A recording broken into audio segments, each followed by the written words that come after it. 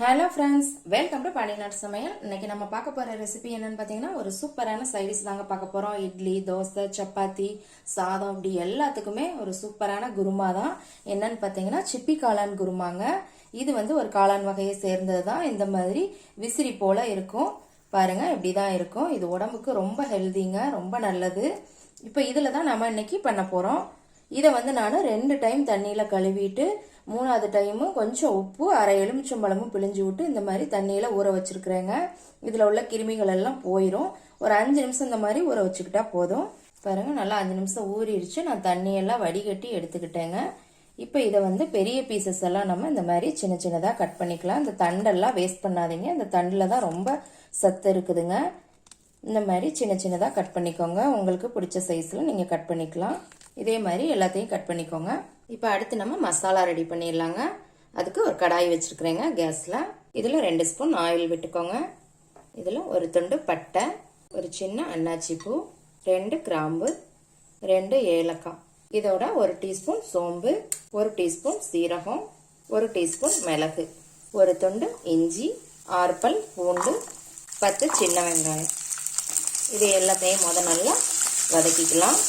இது லேசாக வதங்கினதும் ஒரு மீடியம் சைஸ் தக்காளி இந்த மாதிரி கட் பண்ணி போட்டுக்கோங்க. தக்காளி மத்திய அளவுக்கு நல்லா வதக்கிக்கலாம். தக்காளி நல்லா வதங்கியதும் அதோட கொஞ்சம் தேங்காய், ஒரு 10 முந்திரி பருப்பு, இதையும் நல்லா லேசாக வதக்கிக்கலாம். அவ்வளோதாங்க, நல்லா வதங்கிடுச்சு. இப்போ கேஸ் ஆஃப் பண்ணிடலாம். நல்லா ஆறுனதுக்கப்புறம் மிக்சியில் நைஸாக அரைச்சி எடுத்துக்கலாம். இப்போ அதே கடையில் 2 ஸ்பூன் எண்ணெய் விட்டுக்கோங்க. எண்ணெய் சூடானதும் 2 பெரிய வெங்காயம் இந்த மாதிரி பொடியாக கட் பண்ணி போட்டுக்கோங்க. இதோட 2 பச்சை மிளகாய் இந்த மாதிரி கீறி போட்டுக்கோங்க. வெங்காயத்தை நல்லா வதக்கிக்கலாம். வெங்காயம் வதங்கவும் ஒரு தக்காளி போட்டுக்கோங்க. மீடியம் சைஸ் தக்காளி தாங்க.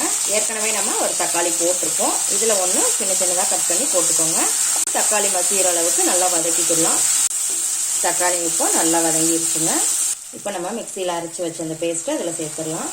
இதோட தேவையான அளவு உப்பு, 1/4 டீஸ்பூன் மஞ்சத்தூள், 1/4 டீஸ்பூன் கரம் மசாலா தூள், 1 டீஸ்பூன் மல்லித்தூள், 1 டீஸ்பூன் தனி மிளகாத்தூள், 1 டீஸ்பூன் குழம்பு மிளகாத்தூள். இப்போ இது எல்லாத்தையுமே நல்லா வதக்கிக்கலாங்க. 1 நிமிஷத்துக்கு நல்லா வதக்கிக்கோங்க.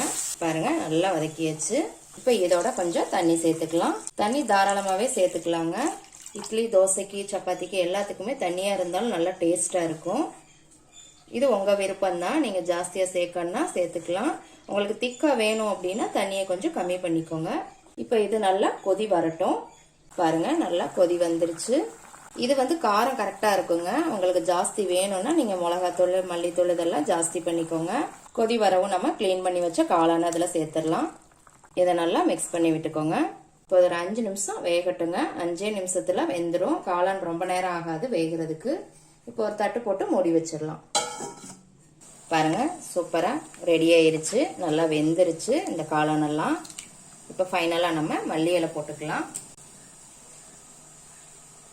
அவ்வளவுதாங்க, சூப்பரான சிப்பி காளான் குருமா ரெடி ஆயிருச்சு. கண்டிப்பா இந்த மெத்தட்ல செஞ்சு பாருங்க, உங்களுக்கு ரொம்ப பிடிக்கும். எப்படி இருக்குன்னு செஞ்சு பார்த்துட்டு கமெண்ட்ல போடுங்க. லைக் பண்ணுங்க, ஷேர் பண்ணுங்க, சப்ஸ்கிரைப் பண்ணுங்க. கூடவே பெல் ஐக்கான் பட்டனையும் அமுக்குங்க. மறுபடியும் வேற ஒரு ரெசிபியோட சந்திக்கலாம் ஃப்ரெண்ட்ஸ். அன்போடு சமைத்து ஆனந்தமாய் உண்டு இன்பமாய் வாழுங்கள். வாழ்க வளமுடன்.